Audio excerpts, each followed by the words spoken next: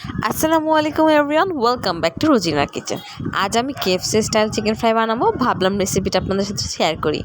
এখানে আমি কেটে নিয়েছি চিকেনগুলো, যেভাবে আমি ফ্রাই করতে চাবো। আপনারা চাইলে বড় করতে পারেন, ছোটো করতে পারেন। এখানে আমি গোলমরিচ গুঁড়া এবং লবণ দিয়ে দিচ্ছি। গোলমরিচ কিন্তু মাস্ট একটা আইটেম। আর এখানে আমি দিয়ে দিলাম লাল মরিচের গুঁড়া। কারণ লাল মরিচের গুঁড়া কালারটা সুন্দর আসবে, একটু ঝাল ঝাল করতে চেয়েছিলাম, তো তাই এটা আমি অ্যাড করেছি। এখানে আমি চিলি সসটা অ্যাড করে দিলাম। এখানে চিলি সসটা অ্যাড করার কারণ আপনি চাইলে টমেটো সসও অ্যাড করতে পারেন, যাতে একটু ঝাল ঝাল হয়, ফ্লেভারটা একটু ভালো লাগবে। আর এখানে সয়া সস দিয়ে দিচ্ছি। সয়া সসটা পরিমাণ মতো, কারণ লবণ দিয়েছি, বুঝে বুঝে দিতে হবে। আর এখানে আদা রসুন বাটাটা দিয়ে দিচ্ছি। আদা রসুন বাটা এখানে আপনি নিয়ে নিয়েছি, 2বার নিয়েছিলাম, তো 1-1.5 চামচের মতো হবে, বেশি না। এখানে চিনি দিয়ে দিচ্ছি। আসলে কি করতে করতে দেখা গিয়েছে যে বোঝা যায় যে কতটুকু আসলে দরকার বা কীরকম। আর এখানে আমি এখানে দিয়ে দিব একটা গরম মশলা গুঁড়া, যেটা আমার হাতে তৈরি করা গরম মশলা। এইটাকে দিয়ে আমি ভালো করে মাখিয়ে নিব। আর যদি ম্যারিনেট করে আপনারা রাখতে পারেন আধা ঘন্টার জন্য, অনেক ভালো। কারণ আমার হাতে আজকে সময় ছিল, আমি এটাকে 1 ঘন্টার মতো রেস্টে রেখে দিয়েছিলাম। আপনারা চাইলে 10-15 মিনিট রেখে তারপর করতে পারেন। অন্যদিকে ময়দার একটা মিক্সচার তৈরি করে নিতে হবে। এখানে আমি পরিমাণ মতো ময়দা নিয়ে নিচ্ছি। আর এখানে কর্নফ্লাওয়ার দিয়ে দিচ্ছি।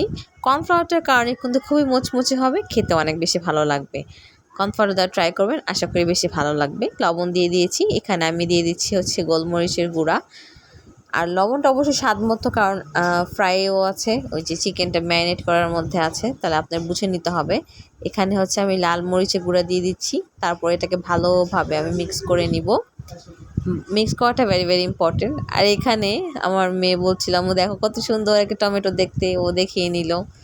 আর এখানে 1 ঘন্টা পর দেখুন, আমি এটাকে দেখছি যে হয়ে গেছে ম্যারিনেট করাটা। তারপর আমি এখানে একটা একটা করে সব দিয়ে নিব। এগুলো কোট করতে হবে। আসলে কি কোটিংটা ইজ ভেরি ভেরি ইম্পর্টেন্ট, কারণ কোটিং যদি সুন্দর না হয়, মচমচে লাগবে না, খেতেও ভালো লাগবে না। আর জিনিসটা ফ্রাইটা লেয়ারগুলো পড়বে না, কোনো ভালো হবে না। আপনারা যদি চান এটা খুবই ভালো হয়, কোটিংটার প্রতি একটু বেশি নজর দিতে হবে। দেখুন, আমি এটাকে বারবার এভাবে নিয়ে কোটিং করছি। খুব সুন্দর করে কোটিংটা করে নিব। কারণ ওই যে বললাম, কেএফসির তো উপরে যে ভাজ ভাজ থাকে, তারপর ফ্রাই হয়ে মোচমোচে থাকে, এই জিনিসটা তো অনেক বেশি ভালো লাগে।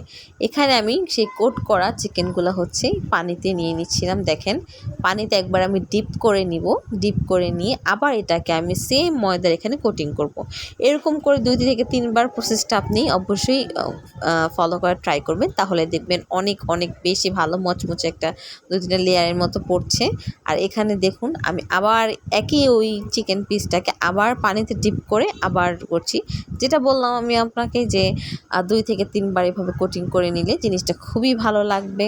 আর একদম মচমচে একটা ভালো একটা ফ্লেভার আসবে।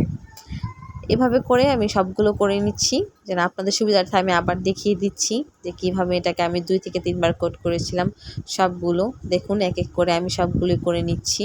এগুলো আমাকে সব করে করতে হবে। চেষ্টা করবেন যে ভাজার আগে সবগুলো একবারে করে তারপরে একটা জায়গায় রেখে তারপর ভাজতে, না হলে ভাজার প্রতি এটা লক্ষ্য দিতে হয়, তো তাই অনেক বেশি সমস্যা হয়ে যায়। তাই আমি এটাকে একবারে করে তারপরে আমি একবারে এটাকে দিয়ে দিয়েছিলাম। এখানে দেখুন, এখানে আমি ভেজে নিচ্ছি। কত সুন্দর মাশাআল্লাহ মচমচে দেখা লাগছে। প্রথম এক সাইড হয়ে তারপর আরেক সাইড উল্টোতে হবে। আর যেহেতু এটার ভিতরে চিকেন আছে, সেহেতু খেয়াল রাখতে হবে যেন পরিপূর্ণভাবে সিদ্ধ হয়। দেখুন, এটাকে আমি উল্টিয়ে পাল্টিয়ে ভালো করে ভেজে নিচ্ছি। আর প্রথমে একটু মিডিয়াম আঁচে রেখে তারপর একটু ডিম আঁচে ভাজলে আই থিঙ্ক মচমচে উপরে লেয়ারটা বেশি হয়। আর দেখুন, এখানে আমি একটা অনেক কিছু আইটেম করেছিলাম, তাই আপনাদের একটা গ্লিমস দেখিয়ে দিলাম। আশা করি আপনাদের কাছে ভিডিওটা ভালো লাগবে। আল্লাহ হাফেজ। দয়া করে লাইক, কমেন্ট, সাবস্ক্রাইব।